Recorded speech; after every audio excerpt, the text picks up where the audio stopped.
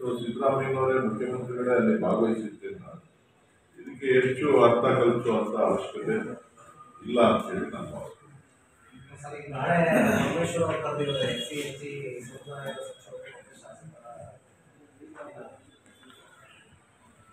ಕರಿಬಾರ್ದು ಅಂತಿಲ್ವಲ್ಲ, ಅವರು ಕರಿಬೋದು, ನೀವು ಕರಿಬೋದು, ನಾನು ಕರಿಬೋದು, ಇನ್ನೊಬ್ರು ಕರಿಬೋದು, ಯಾರು ಬೇಕಾದ್ರೂ ಊಟಕ್ಕೆ ಕರಿಬೋದು. ಊಟಕ್ಕೆ ಕರೆಯೋದ್ರಲ್ಲಿ ಬೇರೆ ಅರ್ಥ ಕಲ್ಪಿಸುವಂಥದ್ದು ಅವಶ್ಯಕತೆ ಇಲ್ಲ. ಸೊ ಪರಮೇಶ್ವರ ಹಿರಿಯ ನಾಯಕ ಗೃಹಮಂತ್ರಿಗಳಿದ್ದಾರೆ. ಸೊ ಅವರಿಗೆ ಆದಂಥ ಕೆಲವು ಒತ್ತಡಗಳಿರ್ತದೆ. ಅವರ ಏನು ಜನಾಂಗದ ಕೆಲವು ಶಾಸಕರು ಆ ಬೇಡಿಕೆಗಳನ್ನು ಪೂರೈಸಲಿಕ್ಕೆ ಬಜೆಟ್ ಕೂಡ ಹತ್ರ ಬಜೆಟ್ನಲ್ಲಿ ಪೂರ್ವಭಾವಿಯಾಗಿ ಏನು ಮಾಡಬೇಕು, ಇನ್ನೊಂದು ಕಾಂತರಾಜ್ ವರದಿಗೆ ಚರ್ಚೆಗಳು ಪ್ರಾರಂಭ ಆಗಿದೆ. ಕಾಂತರಾಜ್ ವರದಿನಲ್ಲಿ ಅವರ ಏನಿರಬೇಕು ಚರ್ಚೆ ಆಗಿದೆ. ಹಾಗಾಗಿ ಕೆಲವೊಂದು ವಿಚಾರಗಳನ್ನು ಚರ್ಚೆ ಮಾಡಲಿಕ್ಕೆ ಸಭೆ ಸೇರ್ತಕ್ಕಂಥದ್ದು ಸಾಮಾನ್ಯ ಕಾರಣ. ಒಪ್ಪಂದ ಆಗಿದೆ ಅನ್ನುವಂಥದ್ದು ಡಿ ಕೆ ಶಿವಕುಮಾರ್ ಹೇಳಿಕೆ ಬಳಿಕ ಒಂದಷ್ಟು ಬದಲಾವಣೆಗೆ ಚರ್ಚೆ ಅವರಿಗಾಗಲೇ ಅದರ ಬಗ್ಗೆ ಕ್ಲಾರಿಫಿಕೇಶನ್ ಕೊಟ್ಟಿದ್ದಾರೆ. ಅದ್ರ ಬಗ್ಗೆ ಹೆಚ್ಚಿಗೆ ಮಾತನಾಡಿ ಹೋಗೋದು. ಕುಮಾರಸ್ವಾಮಿ ಅವರು ಸರ್ಕಾರದ ವಿರುದ್ಧ 60% ಕಮಿಷನ್ ಆರೋಪ ಮಾಡಿದ್ದಾರೆ. ವಿಧಾನಸೌಧದಲ್ಲಿ ಕೂತ್ಕೊಂಡು ಕಮಿಷನ್ ತೆಗೆದುಕೊಂಡಿದ್ದಾರೆ 60%. ಕುಮಾರಸ್ವಾಮಿ ಅವರಿಗೆ ಬಹುಶಃ ಕರ್ನಾಟಕದಲ್ಲಿ ಒಳ್ಳೆಯ ಅವಕಾಶ ಸಿಕ್ಕಿದೆ. ದೇಶದಲ್ಲಿ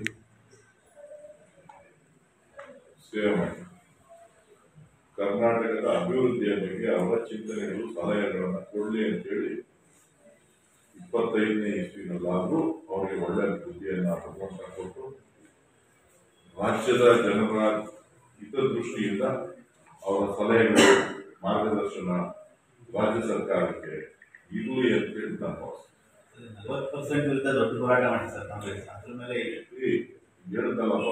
ಹೊಸ ವರ್ಷದಲ್ಲಿ ಅವ್ರಿಗೆ ಒಳ್ಳೆ ಬುದ್ಧಿ ಕೊಡ್ಲಿ ಅಂತ ಹೇಳಿದ್ದೀನಲ್ಲ.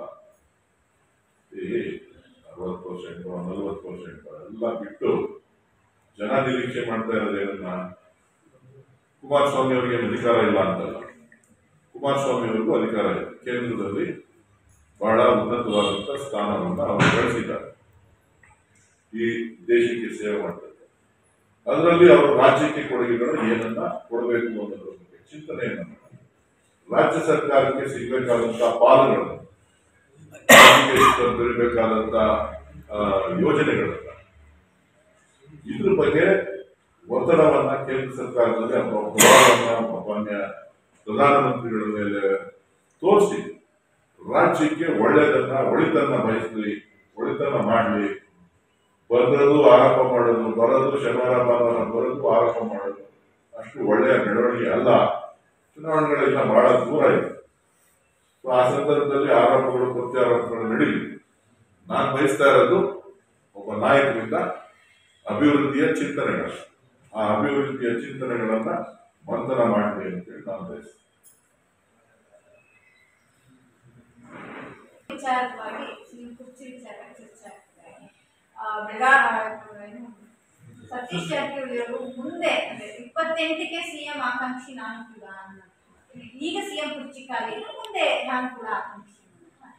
ಇವ್ರನ್ನ ನೀವು ಕೇಳಬೇಕು. ಅವ್ರ ಆಕಾಂಕ್ಷಿ ಆಗಿದ್ರೆ ಅವ್ರ ಸ್ವಂತ ವೈಯಕ್ತಿಕ ಆಗಿಲ್ಲ.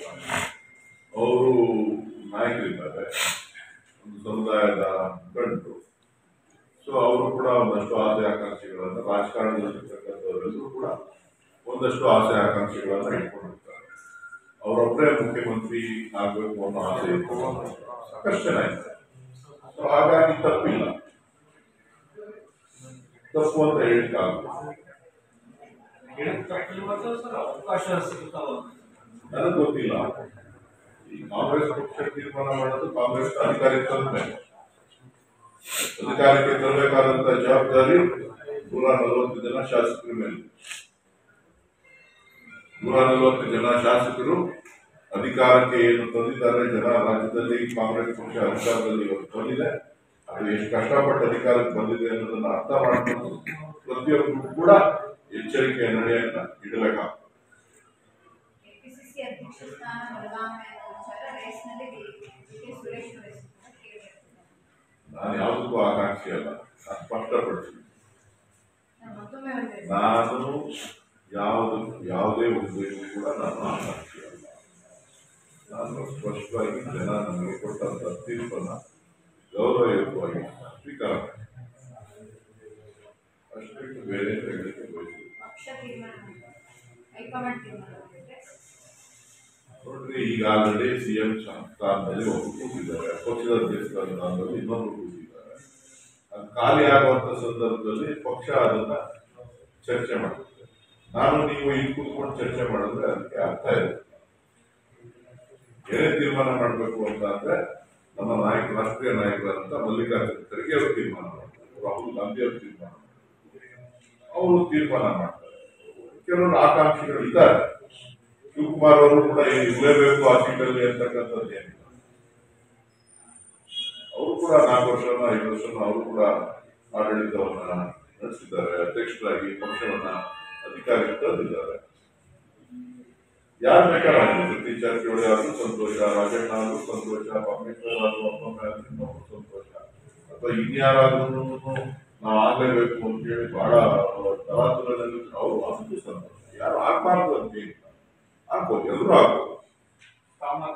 ಪಕ್ಷದ ದೃಷ್ಟಿಯಿಂದ ಪಕ್ಷವನ್ನ ಎಲ್ಲರೂ ಕೂಡ ಒಗ್ಗಟ್ಟಾಗಿ ತೆಗೆದುಕೊಂಡು ಹೋಗಬೇಕಾದಂತ ಜವಾಬ್ದಾರಿ, ಗುರುತರ ಜವಾಬ್ದಾರಿ ಎಲ್ಲ ನಾಯಕರ ಮೇಲೆ.